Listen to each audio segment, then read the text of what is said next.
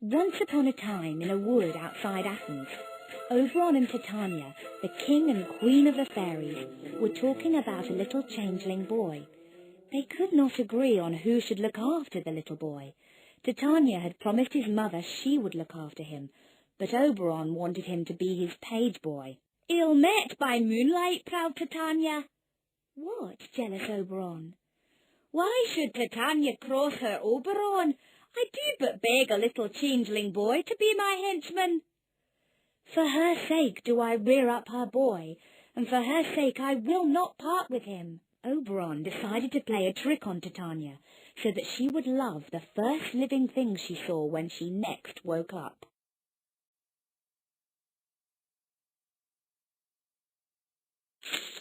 Oberon called his servant Puck to him and asked him to fetch a little purple flower with an unusual name called Love in Idleness.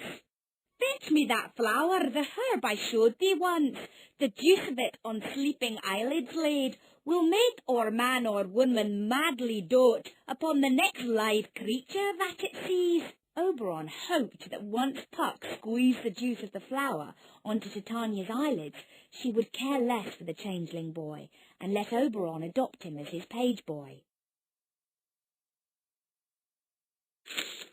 "I know a bank where the wild thyme blows, where oxlips and the nodding violet grows, quite over-canopied with luscious woodbine, with sweet musk roses and with eglantine.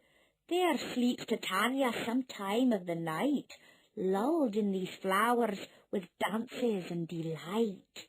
While Titania slept hidden in her flowery bower, a weaver called Nick Bottom came to practice a play with his friends. They were going to perform the play at the wedding of Theseus, Duke of Athens. Puck watched Bottom and his friends as they acted out the play near where Titania slept. "What hempen homespun are we swaggering here, so near the cradle of the fairy queen?" Puck thought he would play a trick on Bottom to help with Oberon's plan to fool Titania. He put a donkey's head onto Bottom without him noticing. Bottom's friends were frightened when they saw him so changed.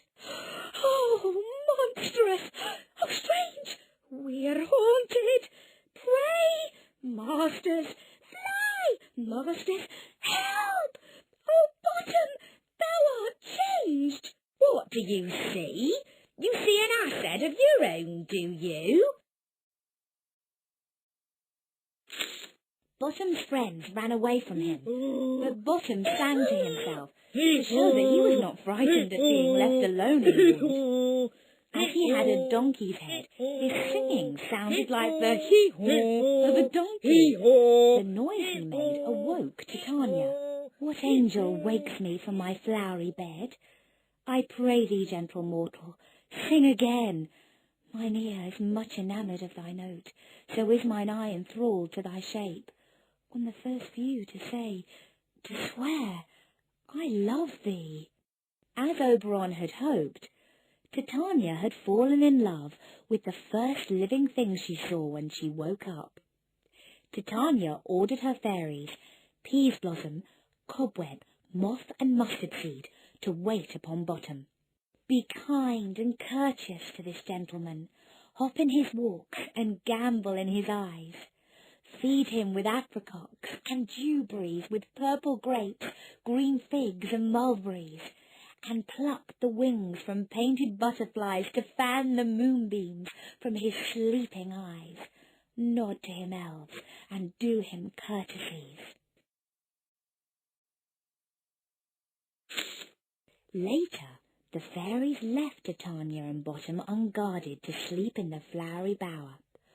Oberon crept up upon them.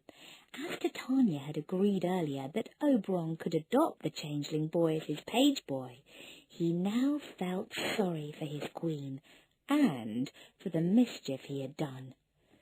He squeezed the juice of the little purple flower onto her eyelids to release her from the spell. "Now, my Titania, wake you, my sweet queen." Oberon, what visions have I seen? Methought I was enamoured of an ass. Once Oberon and Titania had made up, Puck removed the donkey's head from Nick Bottom. Bottom woke up and thought he had had a very silly dream. But he couldn't be sure, so he made his way home to his friends. "I have had a most rare vision. I have had a dream past the wit of man to say what dream it was."